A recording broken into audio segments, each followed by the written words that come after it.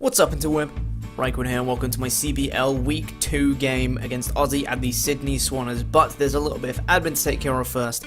That this match actually isn't against Aussie and his Sydney Swannas, which might seem really confusing, but let me get into it. Basically, Aussie didn't respond to my messages asking to arrange for a time, and it got past the deadline, so I actually win this game by forfeit. And I get, I think it's either a 3 or a 6-0 victory, one of the two. So technically I've already won this game, but because I still wanted to upload the game, because I already had my team built and stuff like that, my housemate Richie actually made a team, and he's going to be battling me in this game that you're about to see with a team that he built with Aussie's team. So it's essentially like a mock battle, but this one doesn't have any impact on the actual result of the game because, as I said, I did win that by forfeit. So this is just a mock battle that I had with Richie, but we're still going to go into it just like as if it was the actual game. So the potential team that Richie built with was Heatran, Staraptor, Tentacruel, Galvantula, Tyrantrum, Zaytu, Mega Venusaur, Excadrill, Ambipom, Pangoro, and Cryogonal.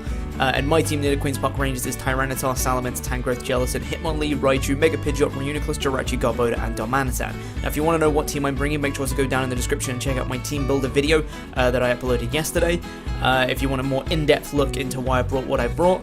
But real quick, I'm bringing a fairly standard Mega Pidgeot, I'm bringing a Assault Vest Hitmonlee, a Sub-Willow Life Orb Darmanitan, a Expert Belt Jirachi, a mostly physically bulky Garbodor, and a physically defensive Carmine Reuniclus. So that's the team I brought. The team that Richie has elected to bring to this game is Staraptor, Tentacruel, Galvantula, Zaytu, Tyrantrum, and Mega Venusaur. So straight off the bat I noticed sticky webs, and I'm like, ugh, this is like the one thing I didn't want to have to deal with. But I do have my lead in Hitmonlee that I said I was going to lead. If I saw Galvantula, I'm leading with Hitmonlee to try and 1v1 that thing and make sure webs don't get up on the field. So that was my main thing, because if webs get up, Darmanitan basically does nothing, because the idea with Darmanitan is to come in and threaten something out, but if sticky webs are up, he doesn't really threaten anything out because everything outspeeds it and can destroy it.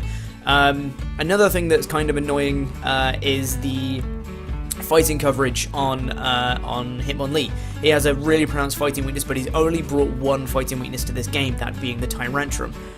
So, you know, the Mach Punch on it to try and get a little bit of chip damage is really not going to be doing that much. It's only really going to be there to pick off the Tyrantrum potentially. But yeah, my dedicated lead, as I said, is going to be my Hitmonlee. I'm thinking it's going to be a Webs Galvantula lead. That's possibly looking like a Bandit or Scarf Staraptor. Probably, I was thinking specially defensive Tentacruel to maybe try and switch into my Mega Pidgeot. I'll have to see about that one. Sash lead Galvantula, as I said. I really didn't know what the Zaytu was going to be. I thought maybe offensive Calm-Mind. I don't know. I'll have to play that one by ear. Tyrantrum, I was very scared of, but I have a potential set one, either Rock Polish or DD. I was very sure it was going to be one of those. Or it could even potentially be Scarfed Outspeed with Mega Pidgeot. Who knows? And then Mega Venusaur, I was thinking probably physically defensive to try and shut down my Hitmonlee even further.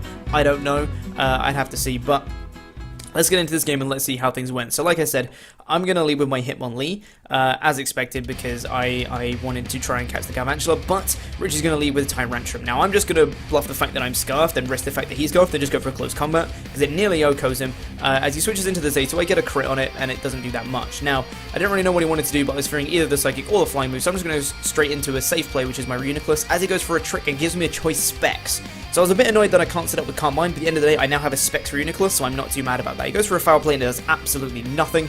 I go for a Side Shock and it does 33%. I know I can 1v1 the Zaytu, really, as long as he doesn't have Roost.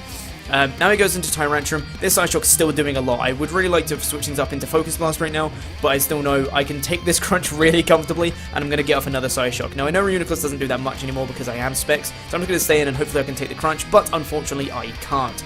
That first one must have been like a min roll or something. Gonna go into the Hitmonlee. I can scare out this Tyrantrum, but I do predict the switch out. I'm going to go for a Stone Edge, and I do miss as the Tentacle comes in. Not that it really matters. I'm going to go for another Stone Edge now, and I can see that that is max physically defensive Tentacruel. I'm going to go for the Scald, and he's going to burn me. That was my own fault. I knew that was a risk, but I decided to take the risk because I knew Hitmonlee wasn't doing all that much this game. Because he didn't bring many of his fighting weaknesses, and the Galvantula just doesn't come in yet, so I'm going to go into Mega Pidgeot as he pulls a switch into Mega Venusaur. We're both going to Mega Up, I'm going to click Hurricane, and Mega Venusaur just dies. it just dies. He wasn't max HP, it was like 172 investment in HP with a minus for Death Nature, and that was a guaranteed outgo, so that was pretty nice. Now I'm going to switch in my Hitmonlee, just trying to sack it off against the Tyrantrum, but he brings in the Staraptor, so I'm just going to go for a Mach Punch, try and get some damage off on the Staraptor before I sack off Hitmonlee here. Get a crit on the Mach Punch, which is nice. As he doesn't actually go for the U-turn, doesn't click the Brave Bird there, and he's going to go out into his Galvantula. Now this was a big misplay on my part, because he has no reason not to go for Sticky Web right now. He knows I'm burned, I can't kill him, all that stuff. He outspeeds me, he can just kill me with a move if he wants to, but he's going for Sticky Web. Like, he has no reason not to go for Sticky Web right now if he packs it. So my play right now is to go for Rapid Spin. That's my play, is because if he sets it up, I live a burn, I can get off a Rapid Spin, I can do the same thing next turn, either he kills me or he gets up webs. Either way, webs are not going up if I go for Rapid Spin this turn. But I got so invested into breaking this guy's sash, even though a Rapid Spin would have broken his sash, because I'm a bit of an idiot, you know. I go for a Mach Punch here, which is just a bad play, because it's going to allow him, I do break his sash, but it's going to allow him to get up his Sticky Webs. And now they're there to stay, because I can go for Rapid Spin this turn, but because I outspeed him with the Mach Punch, I don't outspeed him this turn, and he just kills me with a Volt Switch, and Sticky Webs are up to stay. I don't have any other hazard removal. That was a very bad play on my part, because now Darmanitan does absolutely zero. Absolutely nothing, because as soon as Sticky Webs are up, he can't come in and force something out. Pretty much everything on the team kills Darmanitan in one hit. Staraptor will kill it with a Brave Bird, Tentacle kills it with a Scald, Galvantula probably kills it with a Thunder, Zaytu can kill it with a powerful enough Psychic hit, Tyrantrum kills it with a Head Smash, so it's just, I can't force out anything, so Darmanitan is doing zero this game now that Sticky Webs are up. So that was a little bit unfortunate, and that was a very bad play on my part, but he brings in the Staraptor on the Volt Switch as my Hitmonlee goes down. So I'm going to bring in my Jirachi, knowing that it's the best thing to take a hit from this Staraptor, as he does go for the U-turn, and I can see from that damage he is banded. That is very important to know, he is banded, not Scarf. I'm going to go for an Ice Punch as it brings in the Zaytu, and the Zaytu drops, which is great. Nice. Now, he's going to bring in the Galvantula. I decide to get damage off because I know I can take a Bug Buzz, and I'm just going to go for a Zen Headbutt here, get as much damage as possible, do a solid 63% to this Galvantula. Now I'm going to switch out, going into the Garbodor, expecting another Bug Buzz, because my plan here, as I switch in the Garbodor, and he does go for that Bug Buzz, my plan here, because I know the Tyrantrum is on 11%, if I go for one layer of Spikes, that thing dies on entry. So if I get up one layer of Spikes with this Garbodor, Tyrantrum is down, and that is a big threat out my way, which is fantastic. So, and I'm pretty certain at this point he is Scarfed, so I'm very happy to kill that Tyrantrum if I can do that. But I thought about this here, and my play here, I knew my play here probably was to set up Spikes, but I did see that the Tentacruel was still there, and I'm thinking that Richie's play right now is to Volt Switch out into either the Tyrantrum, expecting the Spikes, because he doesn't want it to die, Volt Switch out into the Staraptor, again, expecting the Spikes to get a free switch into Staraptor so he can just annihilate something on my team, click Brave Bird, and pretty much something dies. Or he can Volt Switch out into the Tentacruel, which is probably going to have Rapid Spin.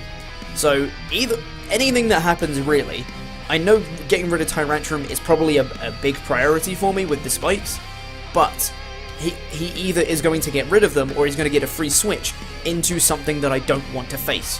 So, I decided to go for a Rock Blast, because Tyrantrum would die to it, as long as I didn't get, I think, 2 hits. Staraptor would probably die to it. If he stays in with Galvantula and goes for like a Thunder, I can take it and I kill the Galvantula. Or he Volt Switches into Tentacle and I get some damage off. I've seen that he doesn't have Black Sludge, so I know it's okay with me.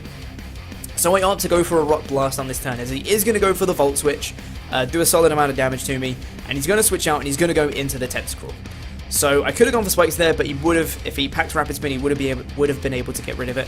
I do get 5 hits off the Rock Blast, which is fantastic, taking him down to 50%. He doesn't have Black Sludge, so I'm thinking he's Assault Vest at this point, but wasn't 100% sure. I'm going to pull a switch out into my Mega Pidgeot, as he is going to go for the Scald, because it's the only thing on my team that really wants to take a Scald. And I'm going to go for the Hurricane, and it doesn't kill him. That was a roll, because he was physically defensive. He's not Assault Vest. That was a roll, but it was very much in his favour to live that. So I unfortunately do not manage to pick up the kill here, but he goes for the Scald here and not the Ice Beam. The Ice Beam would have taken out my my Mega Pidgeot, but apparently he misclicked and clicked Scald, which is very unfortunate for him. So I'm just going to click another Hurricane and take out that Tentacruel. Now he's going to bring in the Tyrantrum. I'm very, very scared. I'm thinking this is Scarfed. I'm going to switch out and I'm going to go into Garbodor because if he kills him with a Head Smash right now, he dies to Aftermath. But he goes for the Earthquake expecting the switch, and he doesn't die to the Aftermath because it's not a contact move.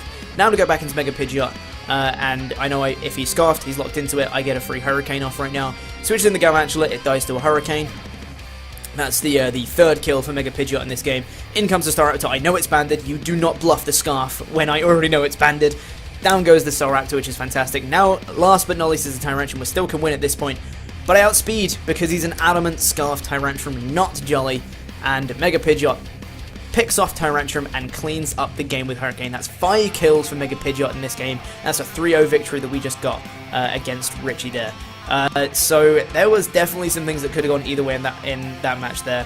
Because if he hadn't got the damage roll off Crunch with Tyrantrum against the Reuniclus, I could have killed the Tyrantrum very, very early.